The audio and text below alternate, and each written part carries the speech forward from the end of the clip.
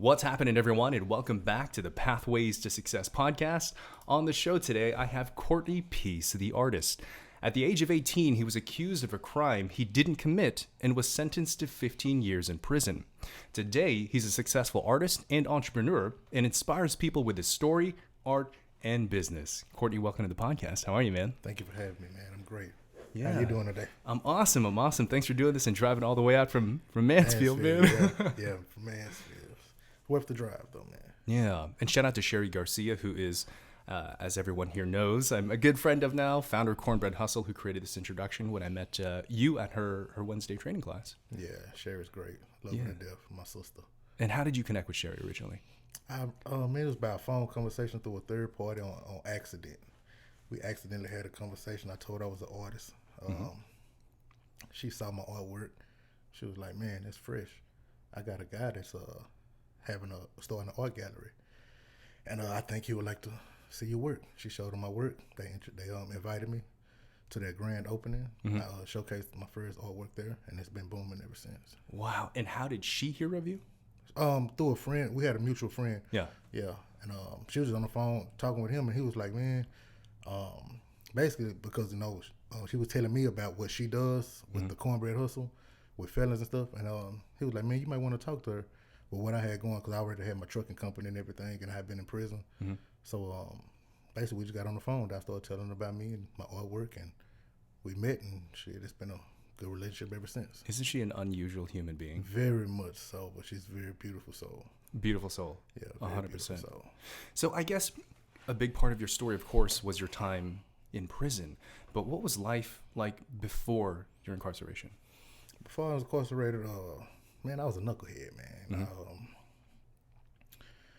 I grew up in Oak Cliff. I had a stepfather and a mother. Never met my father. And anyway, man, I was just trying to find a way, trying to find a path. So I played basketball. Everybody knew me for playing basketball, man. I was the kid with all the handles. So I went from that, man, going to high school, doing the typical stuff, trying to find my way as a young man. And then coming upon my graduation, my uncle got murdered, and that kind of threw the red flags up for my mom. My mom was like, "Man, we got to find something else for you to do." So I enlisted in the Navy. I went to the Navy. I came back home on an entry-level separation. About 2 weeks after I was back home on an entry-level separation, I ended up getting in trouble for a crime I didn't commit, and I went to prison. What was your job in the Navy? I went in as a yeoman. What is that? Like a lawyer. A lawyer? Kind of, sort of, yeah, like a lawyer. Did you need any kind of specialized training to do that, I guess? It's what I enlisted as when I went in, but I came home on entry-level separation right in between boot camp, so I never did get to go. Oh, you never got to go? Yeah. Okay. And what was the cause of that, I guess? The cost? The entry-level separation. I had a enlarged heart. Oh, it was a medical issue. Yeah. Got it. Yeah. And then you came back home, and then how long until? Man, it was about 2 weeks, 2 or 3 weeks. And can you walk us through kind of the circumstances that led to that? So, what you mean? You want to know the situation? Yeah, what was the story behind that? Like, how did that happen? Okay. I guess, man, I done told it so many times, man. Now it's kind of so far behind, but let's go on and walk it, man. Okay. Yeah. So it was a Saturday night, and this one, Big T Bazaar, they had just started a recording studio. So earlier that evening, I went to the studio and I was just busting a freestyle. So I recorded it. So after I got it, I was so excited about it. I was letting all the fellas around hear it. So all the guys, they heard it. And then Pimp C and Bun B had a concert down here at Bronco Bowl. So we all went to that. So after that, I jumped in a car with a guy. His name was Andre, and he wanted to hear the CD. I let him hear the CD, so we were just riding. So we were riding, let him hear it. So then we pulled up to a place called Venue 2000. It was on Camp Wisdom. So at that point, Andre and them got out the car. I was just sitting in the car, and Andre got back in. He was like, man, this dude finna go hit a lick, his friend. And I was like, ain't got nothing to do with me. So they followed him.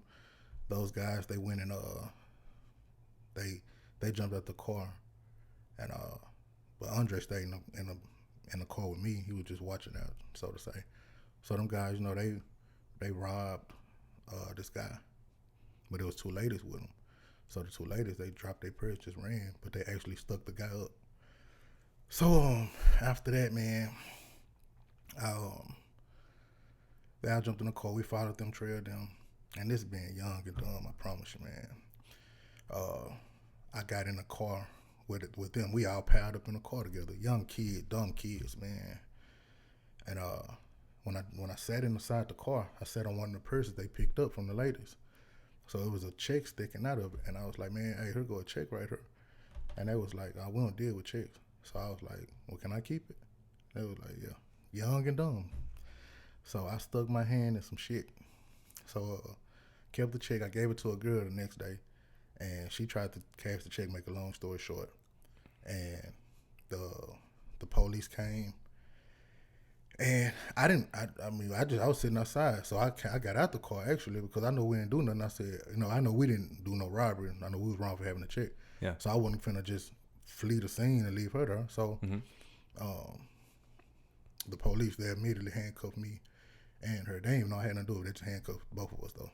So then they called the ladies that were part of the incident the night before. They had who check it was. So the ladies, they drove by and they saw me and the girl. Now mind you, the girl wouldn't even know where her the day before. So, and the women, they never saw me neither. So anyway, they drove by, they looked at us. So then the police, they took us down to the precinct. They did a photo lineup because the ladies just saw us. So now they just saw us.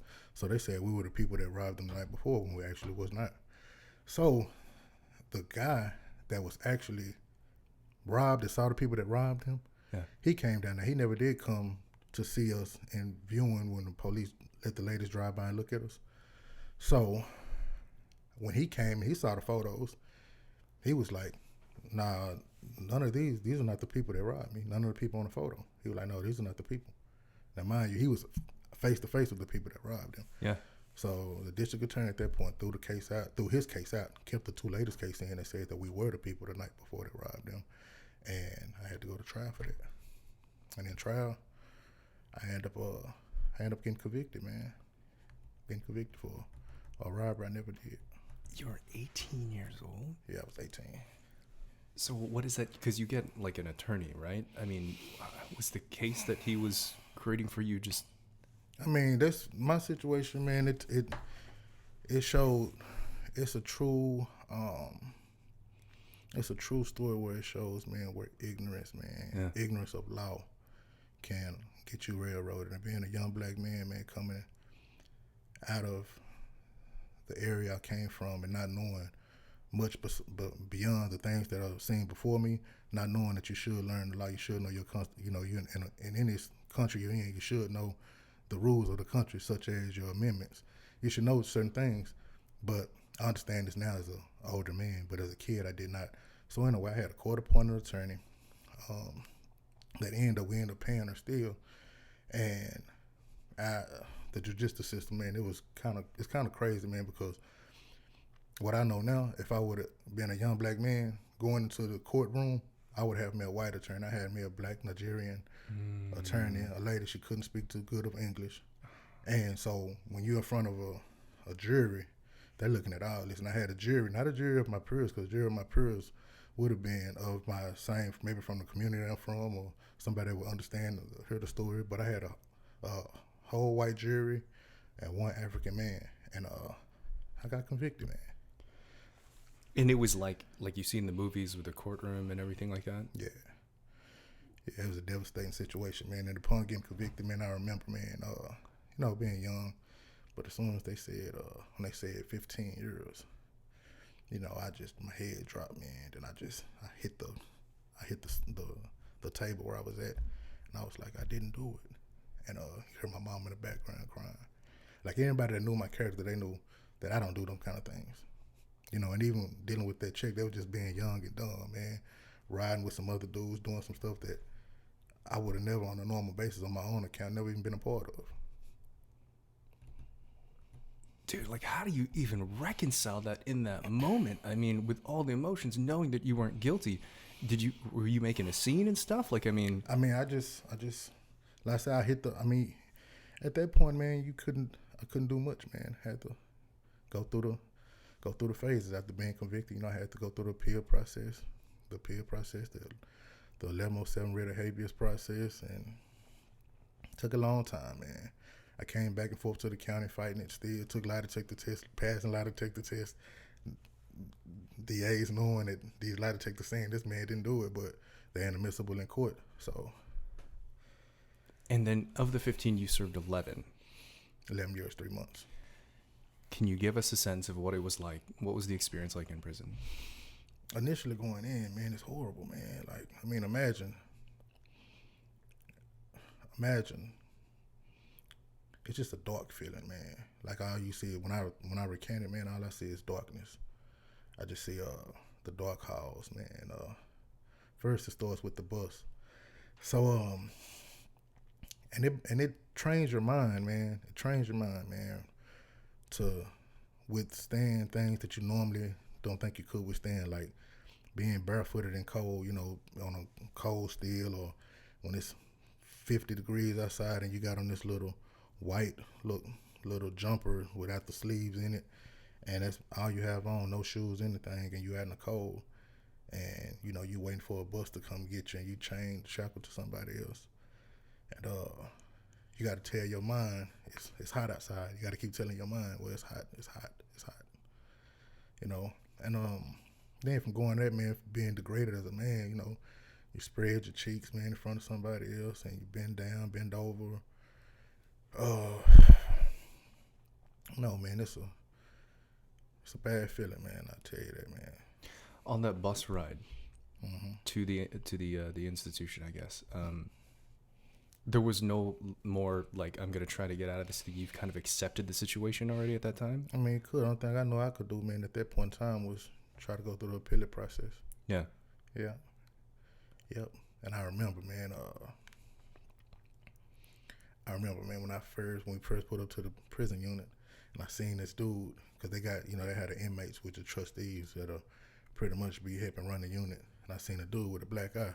Now, mind you, this is my first encounter with seeing this stuff, so my first thought was, oh, okay, man, I'm finna have to fight for my life. You know what I'm saying? But this is coming in acceptance.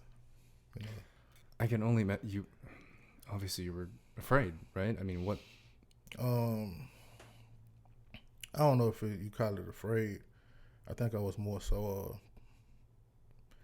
just preparing myself. For preparing yourself?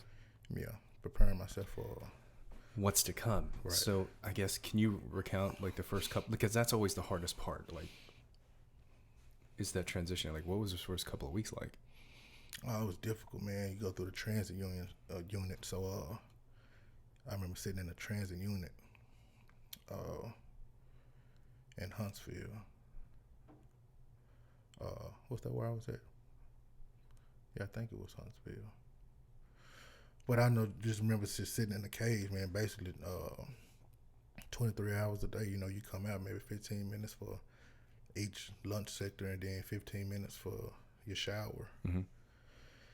And basically, man, you sitting in there then trying to gather up, man, and like, is this really real? Am I really here? Am I really dealing with this? Yeah, and that's what I was doing. And I didn't know any better, man. Like, guards would come mess with me, like it'd be stuff written on the wall. I remember I'm sitting in the cage by myself, and I remember this guard, he came through. He was like, hey, you see the stuff on this wall? I was like, yeah, man, I ain't do it. He was like, well, you clean it up. And I'm thinking to myself, man, you serious? He's like, yeah, I'm gonna write you a case, you don't clean it up. So, you know, me just thinking, man, you know, I just want to go home. So I'm gonna try to abide by the rules that's before me. And I didn't know any better, you know. But as I grew older in the system, man, I started understanding things differently. So does it ever become normal, I guess, that way of life? I mean, for me, I didn't accept it, man, and I think that's part of my success in society as I reinvented myself in society, because I never I didn't accept that was my life. I every day I woke up, man. Imagine for almost 12 years, every day you're waking up saying I want to go home, and I did that. In between times, I read a lot, and I read a lot. I worked out a lot, and I painted. I taught myself to paint. So let's talk about that, because I thought that was fascinating that you learned to paint while you were in prison. How did that come to be? Actually, so you have some majestic guys in prison, man. Like, they can take Skittles, they'll bleed the color off the Skittles, and they'll use that as paints. Oh, wow. And I just seen like so many amazing people, man, and you use the bare minimums to create. So I watched a lot of guys, man, do certain things. I said, well, man, let me figure out something I can do to ease my mind in her. Mm-hmm. So I've been drawing my whole life. I could draw since I was a kid. So I bought me my first little watercolor set. So and I bought me my watercolor set, and I bought some color pencils. Mm-hmm.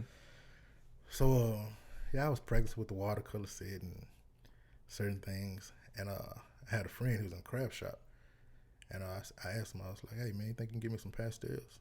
And they chose, you pay everything with soups and meat packs. Yeah. So he told me the price, and he ordered some pastels for me, and I got them. So before long, man, people were coming to me. They was watching how I was doing. The same guys I was watching. They was like, man, Peace, you did this? Oh yeah, did this.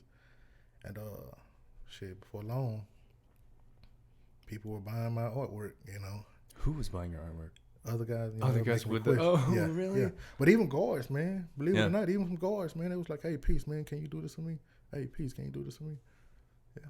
What were the first? What was inspiring you at the time? Like, what was your art at that time? At the very beginning. The very beginning.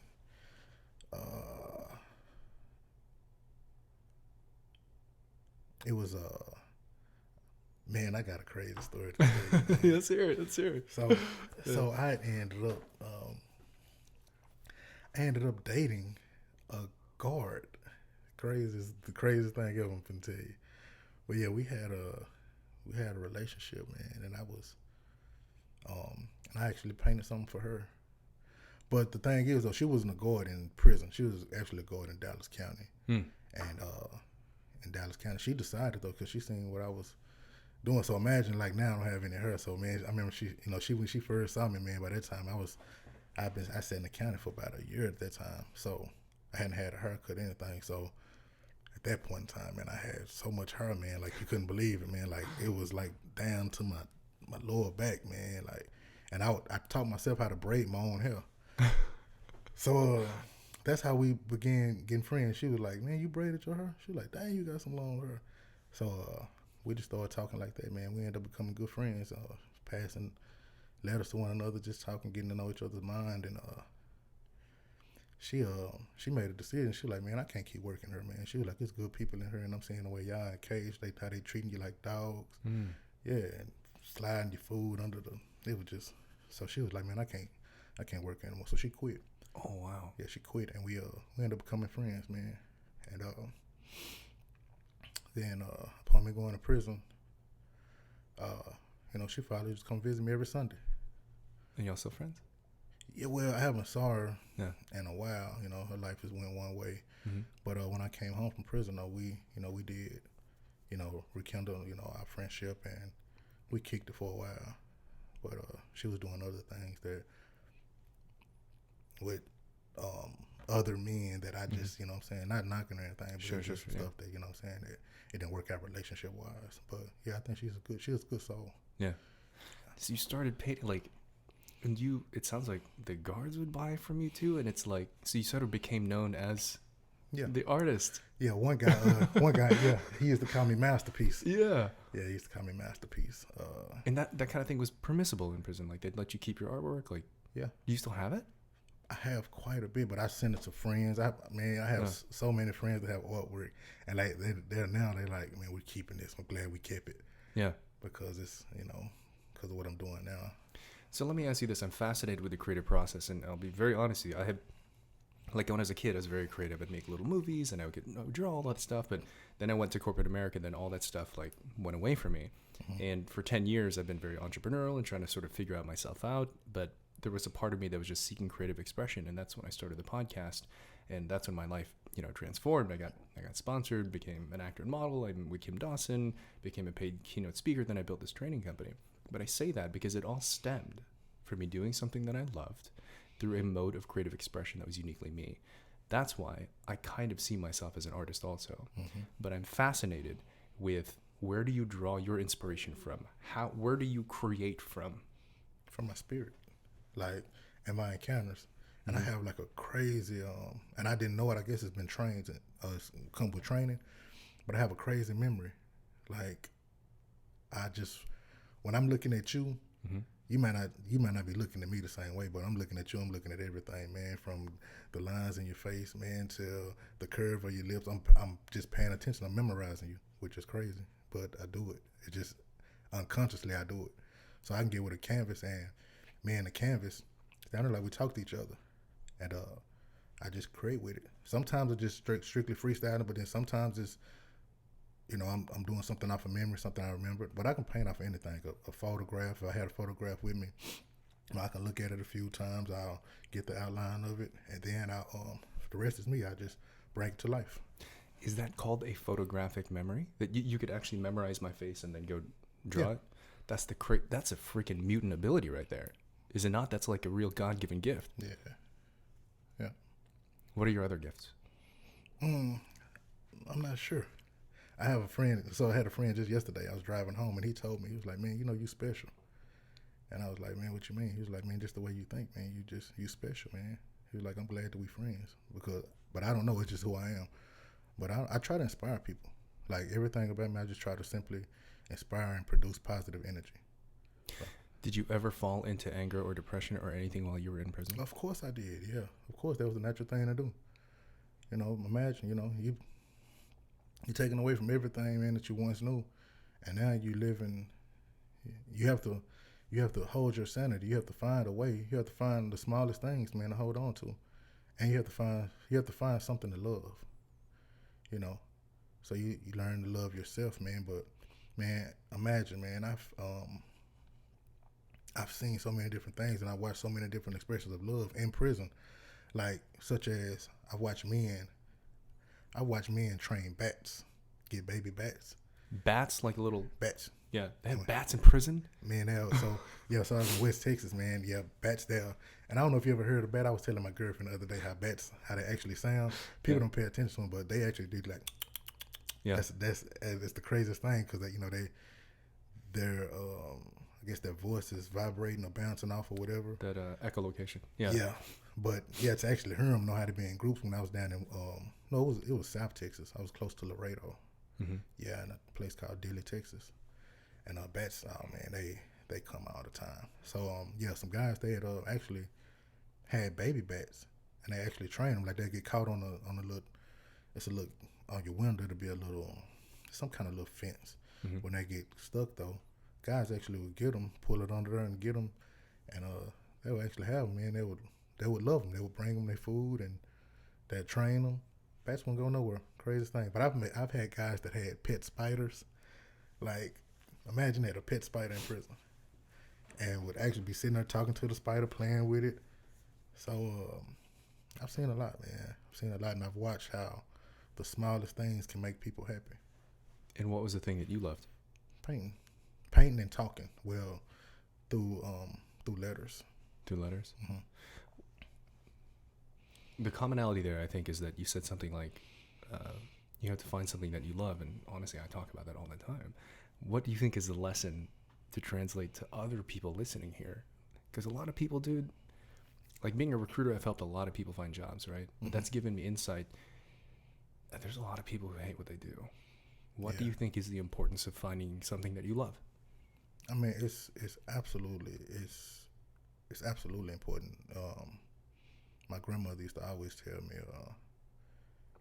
find something you love to do. That way, it doesn't seem like work. Yeah, Yeah. totally.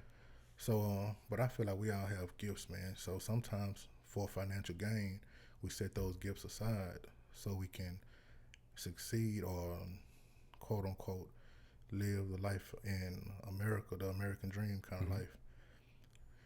But I don't feel like everyone, like, I don't feel it because you may drive a Tesla, I may drive a Honda. Mm-hmm. Because you drive a Tesla, that don't make you any better than who I am. But some people believe that. So I believe that if you're actually living and doing things such as being an artist, you being true to that, and you fight for that, and you're doing something that's making you happy, it might not bring you as much gain as going working at Exxon, being the CEO at Exxon, but you're giving your part to the world. So I just feel like being true to yourself, man. We all have spirits, man, and our spirit needs to allow it to be released, man, and show who it is freely.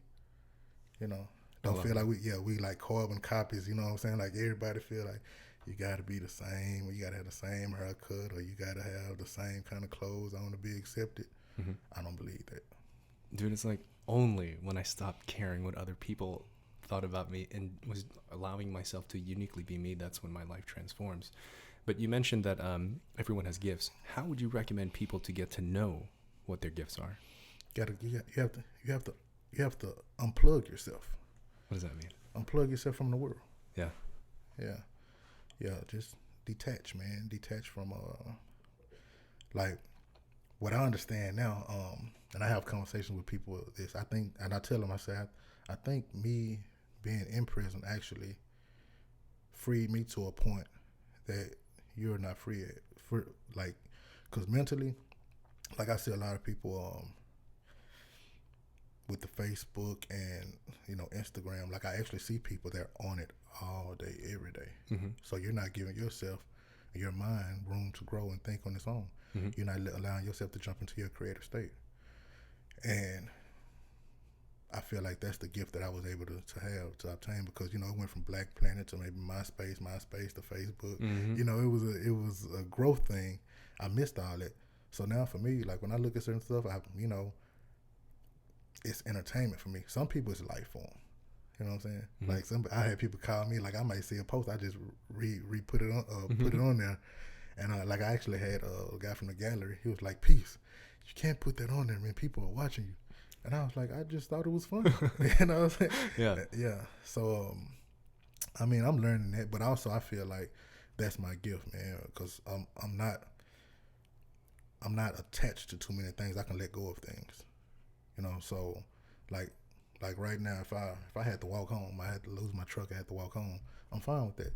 I don't want it, of course, but I'm fine with it. I can recoup from it. Some people, they feel like if they take a loss in something material, something such as, say if they had to detach from Facebook, they'd be like, oh, I'm going through withdrawals. I need, what I'm saying? Because it's that I does something, I guess, to the mind, releases dopamines or something. Is that what it's called? I guess feel good drug. Yeah, but for me though, I feel like detach from things and find out who you are.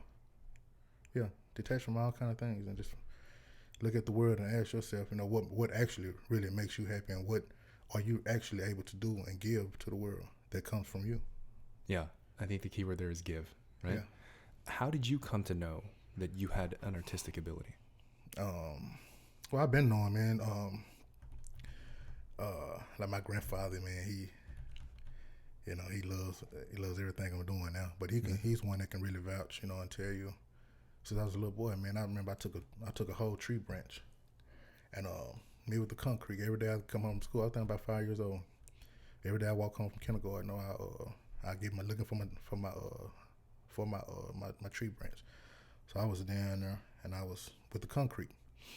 And I was scraping it, and I turned the whole tree branch into a pencil, or emulated a pencil. Wow. Yeah, and then I painted it, to emulate a pencil. And how old were you? I was about 5 years old. Then. 5 years old. Yeah, but I was always creative like that, man. I was, taking the small things that I had,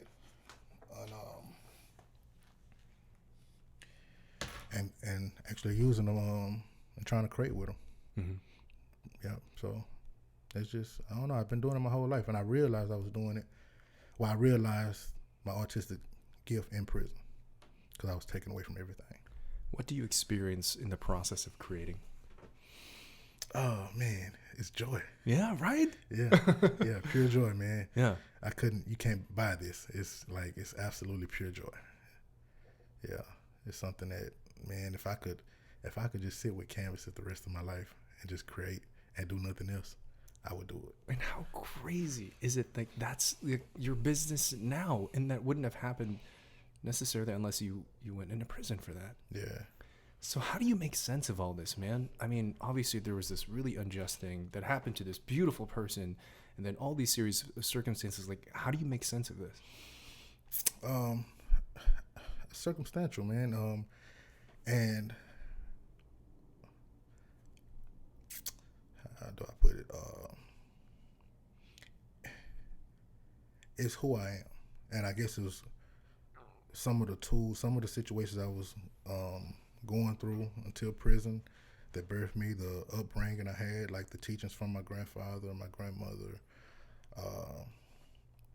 Those things made me the person I am. So my form of thinking, and when I was in prison, is that I'm gonna get out of here and let me better myself while I'm here. Let me find a way to better myself in this bad situation.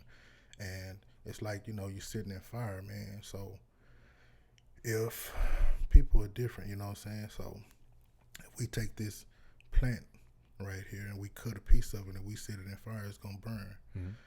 Versus if we take this steel right here and we sit it in fire, it's gonna come out, and we might have to wipe a little char off of it, but it's gonna be ready to go. So that's what I say, like going through sometimes situations. This is how I say, going through tribulations. They're like fire, man. So either you can burn up, or you can purify. One or the other. So I look at it as if I was able to take the bad situation, the fire, sit in there and purify myself in thought and action. Wow. What lesson did you learn that you think could only be learned in prison?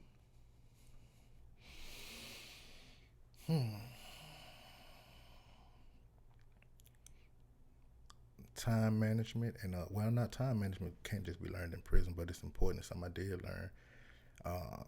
Don't take things for granted. And actually how good freedom feels. Yeah, you have to have your freedom taken away from you to actually understand how to be free. I think, what I'm saying, in some form. It's like, some people, they get close to the brink of death, and then, when they come back, they're like, hold on, man, I wasn't living. Let me live now.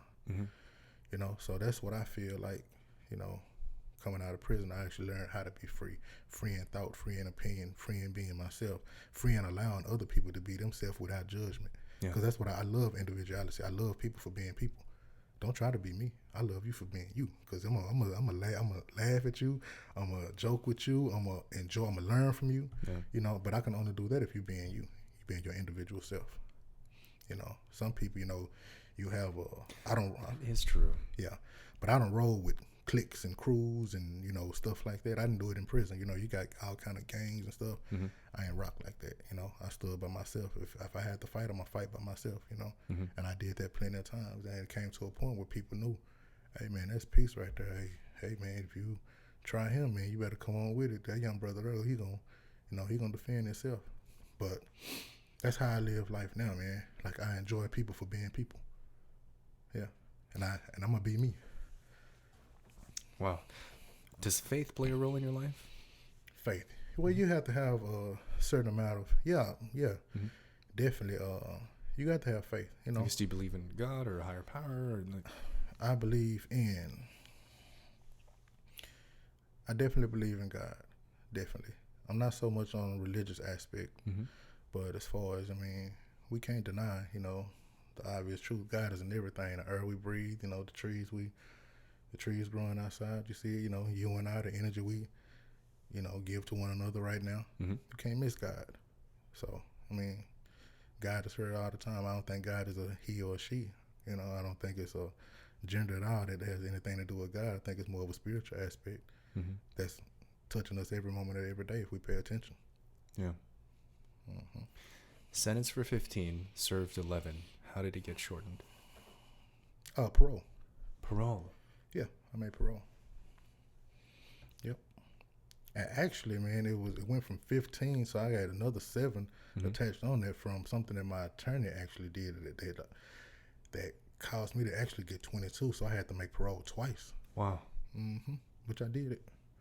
You know, good behavior, minding my business, staying out the way, and I made parole twice. And do you remember that first day that you walked out? Yeah, man. What was it? That first day, man? It was so my mom and this guy. So this guy, his name we call him Mac. So I actually met Mac. He was with the prison ministry. And I came back on bench one. I was fighting my case, taking a polygraph test, and I met him. I went down to I never go to church, but they had a church meeting, and I said, you know what, let me get out of here today. And I went down there. I was kind of, you know, depressed. So you know, they was talking biblically and about, you know, certain stuff. So now, you know, I feel like this is who I am. So I feel like a lot of people, you know, they'll go to a church house or anything dealing with church, and they'll feel like the man that's on top of the wood that they call a pulpit is majestic or more important than their own individual selves. I don't feel that way. So when the guy was up there and he was teaching the massive amount of people that was sitting in the congregation about God and lecturing this and another, I was the guy that I was like, well, how do you know? And the guy he was like, excuse me? I was like, how do you know? Can you explain to me how you know this and why I should believe what you're saying? Because I want to know. Instead of just taking what you're saying, I want you to explain to me why. And if you can't explain to me why, then I can't believe you. So the guy Mac, so that was the guy preaching. The guy Mac was there with him. So the guy Mac, he was like, man, who are you? And he was like, man, let me talk to you. So we just got to talking, having a conversation. And he was like, man, I want to know you. So and I gave him my mom's information. So he ended up, making a long story short, him and my mom ended up becoming friends. And, you know, he was checking on us for regular, making sure I was okay. And when I walked out of the prison, he was there. Yeah, him and my mom were there. And him, my mom, and my sister. And yeah, we drove home. We stopped at a Walmart so I could get a shirt or something to put on. I remember, and it was the craziest thing too, because you know how we have the signs. So before I went to prison, we just had signs say 59 cents for this and that and other. So I walked in Walmart. So it was a automated one that talked to you. So when I first walked by, you know, it was just normal. But then the picture popped up and it started talking. I was like, whoa, you know? Yeah. I felt like something in a movie, man. Your life is a movie, man. Yeah. I guess so to say, man. It's not over yet, though. So what is life like now? It's beautiful, man. You know, take it one day at a time. Try to stay in a growing format with myself and everybody around me. You know, I'm trying to build, man, everybody up around me, man, to actually see the beauty of themselves and the beauty of being individuals and seeking out their dreams. What do you think your message is to the world? Man, it's multiple ones. If I had one defining message, I would say, you know, just be true to yourself. Yeah, learn to be true to yourself. Yeah, and it's okay, man, to be you. Yeah. Yeah. I love that, man. Courtney, anything else you want to say? I don't know, man. We rolling. We can. This is, you know, I mean, I'm enjoying you. Yeah. Yeah, definitely. Anything you got to ask me? What are the biggest things that you're working on right now, and what do you envision? What are you trying to create? Oh man, I'm trying to create financial freedom. Is one thing. Financial freedom for myself and everybody around me. But not only that, I'm trying to show other people, man, the importance of certain things as far as like buying smart and investing their money and funds into things that can actually help them grow as individuals instead of keep wasting money on things that only depreciate as soon as you buy them. So, that's one thing I try to show people around me, as well as, I got to keep myself in tow also. So, just getting smarter with, financial planning and actually, credit, keeping good credit. These are all things that I try to show everybody that's around me and connected to me. And everybody around me is pretty much an entrepreneur. Yeah. Have quit their jobs and they're starting to believe in themselves and believing that they can do it. And a lot of them are doing it. And, from the artwork, it's transition now from the trucking, rather. So we had the trucking going on, the artwork going on, T-shirts such as these, branding myself. I'm gonna buy one, man, and I'm gonna wear it. No, you ain't got on my buy LinkedIn one. video. Dude, I'm gonna represent, man. I love the brand, Yeah. and now I know you. I know your spirit. I know your story. I love it so much, man. But actually, next month, so I'm actually just dropping my clothesline, the whole clothesline. It's gonna be sick too, man. Yeah, it's sick. Well, tell us all this. Tell us your contact information. How do people connect with you? Do you have any upcoming events? Dude, I want to go to the next event. Okay. And especially, Sure. I started dating someone who's like really into art and stuff, and I'll be like, I know this guy. Right, So, okay. yeah. Well, my website, Courtney Peace the Artist, Yeah. CourtneyPeaceTheArtist.com. Facebook Peace, Instagram Peace. And on my website, you can buy, whatever you want to. That's where it's gonna be an online store, so you can purchase everything from off of the website. Yeah. And shoot, man, that's just it, man. We rocking and rolling. We trying to, keep building it up. Courtney, I think you're an amazing human being. I feel very blessed to know you and to have had the opportunity to interview you on this podcast. Yeah, thank you for having me, man. Man. And everyone else, thanks for tuning in to another episode of the Pathways to Success. As always, make sure to subscribe, comment, and share. Support Courtney, support all of his work. We'll have all of his contact information in the show notes. And we'll see you next time on the next episode of the Pathways to Success. All right.